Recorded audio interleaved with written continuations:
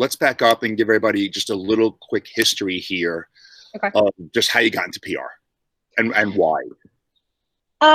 So I moved to New York 2 weeks after I graduated college for an internship at CBS, where I was writing news, specifically music news for them.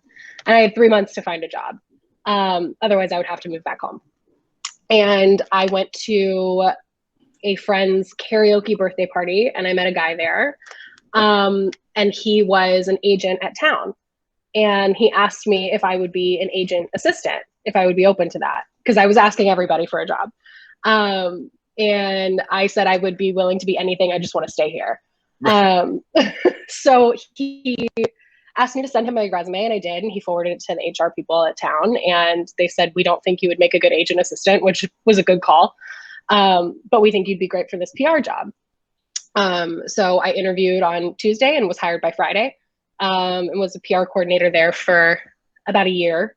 And then moved to Compass for a couple of years, and then just continued in PR for a little while. Luckily, I majored in journalism, so there was some overlap between my degree and what I was put in charge of as a 21-year-old child. But yeah, it was great. So I've just stayed in PR ever since. So when people think about public relations, particularly from an agent perspective, right? Because there's very different types of PR at the corporate level versus the individual agent level. What do you think some of the biggest misconceptions about PR are? Because maybe, also what I'm thinking also is that maybe some of these misconceptions about PR is also stopping some agents, right, from engaging you. Yeah, I think something that I have failed to make clear that I want to make clear now. Now is now is my time. Okay, great. Something that I've kind of failed to make clear is that the function of PR, like as it just generally works. So I act as a liaison between triple mint corporate or triple mint agents and journalists. So I think agents are under the impression that they have to write the story themselves, and they don't have 8 hours to dedicate to writing a story, which I totally understand. You don't write the story. So that's the biggest misconception. You don't write anything. So basically what happens is I take an idea from you and I send it to a journalist. And if they're interested, they write the story and they use you as a source in that story. I think another kind of common misconception about PR is that it's advertising. And it's really promotional, and it's not. So with PR, I can't pitch the story that Eric Barron is the smartest man in the world, right? I have to have anecdotal proof of that so that we can backdoor that information into an article. I like that. By the way, I like that story. I thought you might. Okay. And then the third misconception is that all press is good press. I wish people would stop saying that. It's not. I think back in the day, before the internet and before social media, all press was good press because it was really difficult to get any attention and any eyeballs on what you were doing. And you were at the mercy of the media basically. But now the whole new trend is the company takedown piece, right? You look at companies like Away or I don't know, Outdoor Voices, which these companies are getting kind of skewered in the press. And I think there's been a disconnect between a company's external facing brand and its internal practices that can be really, really damaging to a brand. So not all press is good press. There are even real estate companies that I won't name that have had pretty bad press in the past. And it's taken a real hit to their brand. What? Can you give me an example of, we just talk about an idea, that you said, an idea that turns into a story. Maybe if something comes to mind, a pretty mundane idea that actually developed into something that, so an agent could be like, that got a story. Because my goal here, besides everybody getting to know you and knowing, number one, trusting you, which I think is important as well, right? Because anybody that has an idea is hoping, right, to leverage that idea to something positive, right? To something that they could use as a piece for credibility, right? For future conversations with buyers, sellers, and renters. Really, that's what we're thinking about here. And I wish an agent would, and hopefully that's the goal of this, to say, okay, this idea at some point can turn into this that I could use for a $3 million listing pitch. Really, it is that specific. Could we give a couple of maybe examples of some things that are super simple that turn into something wonderful? Yeah. I think I tend to like to find out about agents' like passions outside of real estate. I know, all of our agents, their number one passion is real estate. But in the event that they had another passion outside of real estate, God forbid they have another passion. Right. I mean, my interest is PR, and that is it. But I like to look at what they enjoy outside of real estate through a real estate lens. So a really good example, and I use this example all the time, and it, I think, surprises a lot of people, is one of our agents, Beatrice, emailed me about how much she likes plants and how much she likes to like grow her own food in her apartment. And I was like, okay, great. Like thinking about like, is there a way that I can use this? And it actually ended up that we did a whole article in Apartment Therapy about like which plants grow best in which exposures. So it was like a nice real estate tie-in. So that's a really good example of like something that seems like almost not even related to real estate at all can become related to real estate. Something maybe a little bit more tactile example, or something I'm working on right now. I sent out that email last week about like notable deals, and I got a bunch of responses, so thank you. But one of them was from Elliot, and he kind of gave me the rundown of this super complex deal. And one of the elements of the deal was that the person needed a guarantor, and the guarantor ended up being that person's best friend rather than a family member. And that I thought was really interesting, because like you never hear about that, right? So now I'm trying to kind of put that together as like a fun kind of like best friends for life or best friends for a 30-year mortgage kind of idea. So things like that, where it's like, you may not think that that's like, I think in his initial email to me, he maybe was thinking that the complexity of the deal was going to be the interesting thing. And often it's not. Often it's like the human interest part. Exactly. That's exactly right. So yeah, those are a couple examples. Interesting. Yeah. How do I phrase this? Oh no. Oh God. No. What do agents need to do to raise their PR profile? Right? When someone, right? I mean, this is a little bit more from a macro perspective, right? If you were sitting with an agent and really doing a full-blown plan, sure, right? Which obviously you don't have that type of time to do when you're supporting. And by the way, it's, typically a PR person would be supporting, a couple of thousand agents, let alone a couple of hundred. So we're very smart here. And thank you. Especially somebody as smart as me. Can you believe? Please, my wife's been telling me I'm spoiled for 25 years. So, I believe that. Yes. Let's talk about raising their PR profile, and if they want to be strategic, right? Yeah. Like you said, not every piece of press is good press, and particularly if agents, want to be known for something, right? They don't want to be pigeonholed. So yeah, we unwrap that a little bit. Yeah. So I think I have found over the years that, and this isn't every agent, but a lot of agents will try and be all things to all people. And you just can't. The reason that I use this example a lot, and neither of these people work here, so I feel like I can use it. You look at somebody like Frederick Eklund, and you look at somebody like Leonard Steinberg, right? They're on the same playing field in terms of, in terms of the kind of listings that they get, the kind of, money that they make, and sort of the general vibe of them, but their brands are totally different. So the clientele that Frederick attracts is different from the clientele that Leonard attracts. And the reason that is because both of them have drilled down into a very specific part of their personality. So Frederick is like, from what I can tell on the television, a lunatic. And then you've got Leonard, who is like very put together, like even down to like the suits that he wears. He's very like cut and dry. He's very discreet. And that attracts a different type of clientele. So I think when we're talking about what agents should do, there's no hard and fast rule, but I think whatever makes you unique or special in your regular life is also the thing that's going to make you special here. So like when I do PR, I try and be as funny as possible. I try and be like as intelligent, emotionally intelligent as possible. And I think those are two things in my regular life that have served me very well, that continue to serve me well in my PR life because they feel authentic to me.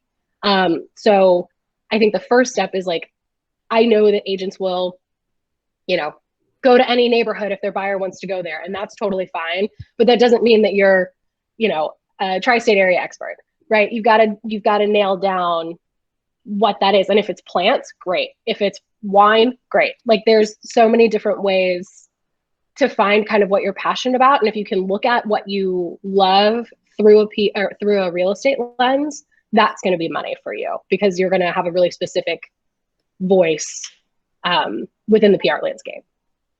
I'm hearing a lot about, I don't know why this word comes to mind, but like consistency, right? Yeah, totally. Consistency in what you say, what you wear, how you look. I mean, really, it's everything, right? Your brand identity, which is really directly to PR, from a brand identity perspective. What I mean, I don't know if this is a little bit of a pivot, but from a brand identity perspective, what advice would you give some agents, right? And I don't mean to throw you a curveball there, and you could take a No, pass. it's okay. I don't want to answer it. No. No. No. No comment. Anybody else? No. I think from a brand. So the question is from a brand identity perspective. Yeah, I think we've talked about it a lot, right? I mean, I've talked to agents about this over the years. Who do you want to attract, right? Right. Yeah. So that relates to the content you put out there, right? When I was talking to someone this past week about, I want to increase my social media presence, my first question to them was, who are you speaking to? Right. What's the goal here? Like you can't speak to everybody. I'm not asking you to turn off somebody, but you can't speak to everybody. So the same way in PR, right? I mean, I'm sure PR people have their go-to people for certain types of stories, right? Because they've become known for something. So how do we, if an agent says, I want to be known for something, maybe that's the answer. Maybe I'm answering my own question. Maybe they need to be consistent in the types of stories they're feeding you. That's exactly right. Yeah. So I think like part of the answer is come to office hours and let me know what you're good at. No, really though. I mean, like there are days when I'll just like sit in there for an hour by myself. Which honestly, I really don't understand, right? Because there's still a human element to this, right? You're not going to play favorites, but the bottom line is the deeper you know somebody, right? Their entire being, right? It's not just their real estate transactions, like you said. Their personal life is a direct extension of their business life, but the deeper you know them, right? We talk to agents all the time about being top of mind with their buyers and sellers and referrals. Why are agents not treating you like one of their clients as well, remaining top of mind? Yeah. I think I said that kind of theoretically. I'm not. Why don't you treat me like a client? No, I think it's because I ultimately work for you guys. So there's like a weird, like, we're both clients. But yeah, I think part of it is come to office hours and let me know what you're good at. Cause like, if I don't know, I can't do anything with that. So my goal is to never have to send one of those all agent emails ever again. Like I would love to have to, I mean, I'm going to continue to, cause I want to keep the love kind of spread around. But I would love to be able to like if I have a story about, foreign buyers from, Ghana, right? I want to know, there's somebody in our office who can answer that question, right? I want that level of familiarity with everybody. So I think that's part of it. I also think like if you're starting out trying to build your brand, social is a really great way to do that. The reason that I would recommend social media too is because like you have full editorial control. So you're not beholden to a reporter's, if they're having a bad day and they like quote you in a weird way, right? You know exactly what that's going to say. You know exactly when it's going to post because you wrote it. So you have full editorial control over that. It's a super great tool that like not a lot of people are utilizing in the right way. But yeah, I think social media is a really good way to get started. But I also would say, like, if you really, really want to be known for first time buyers in Bed-Stuy or plants or whatever, that's great for me to know, because then I'm not going to ask you to comment on the Upper East Side because it doesn't make sense for your business, right? It's great for you to know, but at the same token, on a regular basis, whether it's weekly, monthly, whatever it may be, need to be feeding you stories that fit inside that sandbox. Yeah, and I think, like, when we say stories, it doesn't necessarily mean like you have to come to me. I think maybe that's why there's a deterrent. Maybe that is also a deterrent. I don't think if you say story, that doesn't necessarily mean you have to come to me with like a fully baked New York Times article, right? You can just say, like, I had this one buyer in, Cobble Hill who needed a 3-bedroom because she was going to use one of them for her dog, right? That's kind of weird. And we can figure out how to make that into something bigger. So I would encourage agents, like, just sort of from the outset, like, just let me know about stuff. Drop me a line. I'll always reply. If I haven't replied to you, I'm so sorry, but I'm pretty sure I'm caught up on everybody. Yeah, I'll always reply, and I'll always try. So let's stay with the story for a second. From a reporter's perspective, what makes a great story? Good question. So in the nearly 10-ish years that I've been doing this, there are 3 things, and I talk about this in office hours all the time. There are 3 things that I think really appeal to reporters. One is timeliness, right? So if you have a listing that's been on the market for 6 weeks and it's not getting any feed, nobody's coming in to see it, and then you engage me, it's much more difficult because it's been out there for 6 weeks, right? Timeliness. Timeliness, yeah. Does it fit kind of within the cultural zeitgeist? So for me to, like, pitch, like, Hoboken House, say, right? Like, that's a place where people can gather. For me to pitch that right now, given the landscape, doesn't make sense. Right. The second is noteworthiness. This is the shallow end of PR. So this is like high price points, celebrities, that kind of thing. That's pretty straightforward. And then the third is this more amorphous piece called intrigue, human interest, right? Like, this idea, like, my rule of thumb generally is, like, if you would talk to somebody who doesn't work in real estate about what you're seeing in your day-to-day, I definitely want to know about that, because that means that it's interesting to somebody else. And that's kind of where you can really flourish in terms of your brand. Like, listings press is great, and I think getting a steady drumbeat of listings press is super important. But the intrigue and the human interest is more of a thought leadership. That's where you can, like, really kind of flex your muscles as an agent, and speak to what you're really good at, right? So those are the 3, and anything predictive. This is kind of like a little bonus, but if you can say, like, in 2021, Bensonhurst is going to be the new Williamsburg, which, like, it's not, but it might. If you can back that up, great. I want to talk about that with you. You meant Borough Park being the new Williamsburg. I meant Staten Island. Right, you meant Staten Island. Strong Island, please. Have some respect. I think that's Long Island. Oh, they're one of the islands. Oh my God. Ugh. What would you change about PR? About PR? Ooh, yeah, pet peeves. Like, the industry, is it evolving? Yeah, it is. I mean, and how is it evolving? What would you change? Right? We say we're a thought leader in the industry as a whole. We want to be where real estate's going to be 3 to 5 years from now. Yeah. What is PR morphing into, and what would you change? The thing that I would change, this is, like, I constantly war with, like, the journalist side of me and the PR person side of me, because the journalist is, like, the truth seeker and they want to find all the dirt and all the information. And then the PR side of me, not necessarily here, but specifically when I was working with agencies, it was a lot of, like, very selective truthing, which I hate doing that. But the thing that I would change right now is pay to play. I hate that. I think it's so annoying. Advertorial stuff I think is really irritating, but digital media has to stay afloat, right? And they can't do it without, advertorial. So there are a lot of columns that I used to work in, 5 years ago that now you have to pay for, which I think is just very irritating. So that's one. The other one I think that I would change, particularly in real estate, but, like, just sort of generally, is, like, I just wish people were more forthcoming. I was talking to Susan Chan in office hours yesterday. And I was like, I wish somebody would just say, millennials, you can't afford to buy a house.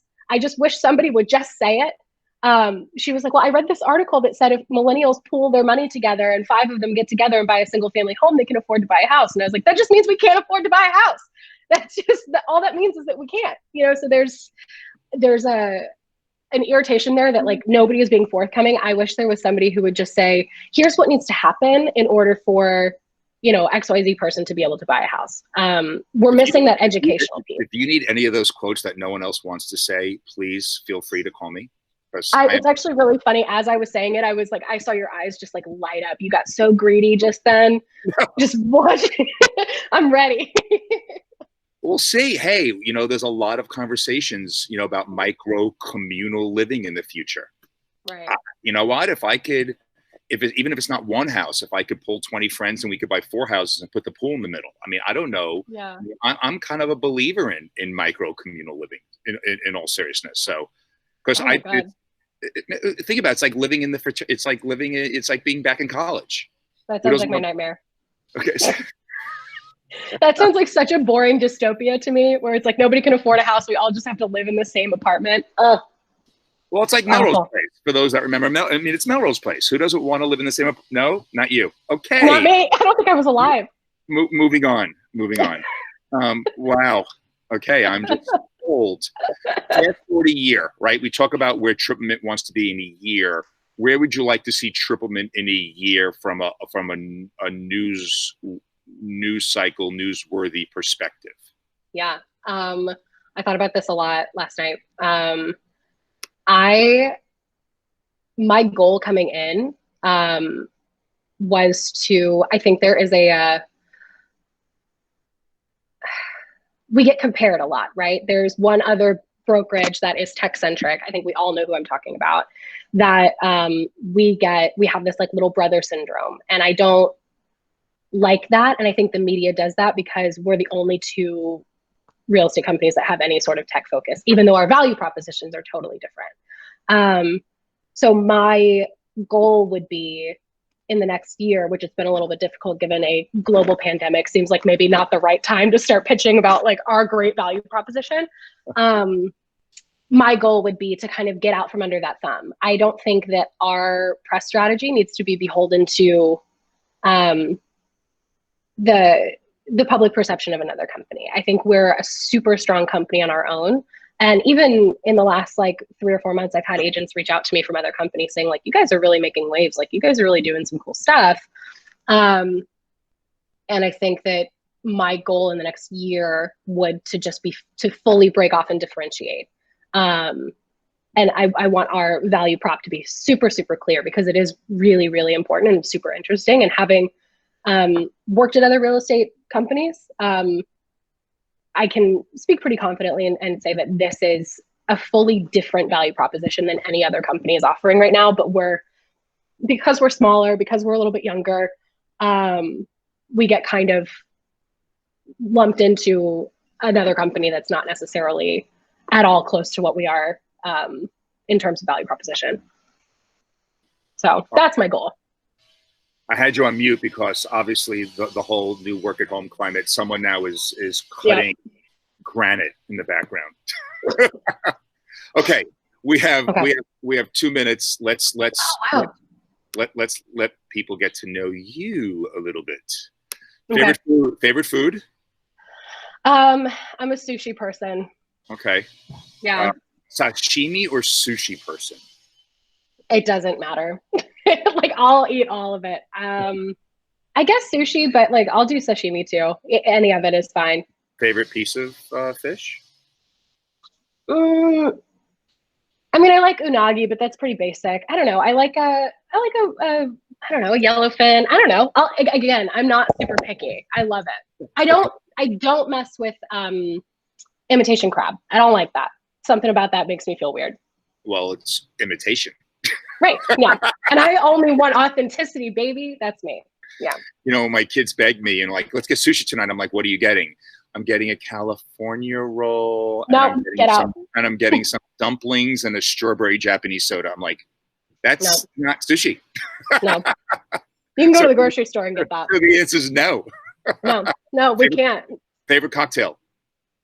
I love a martini. I don't like anything sweet. So I guess it depends on what season we're in. But for this season, I love a martini. I like a salty dog. I don't like anything sweet. So what, for those that don't know, what is a salty dog?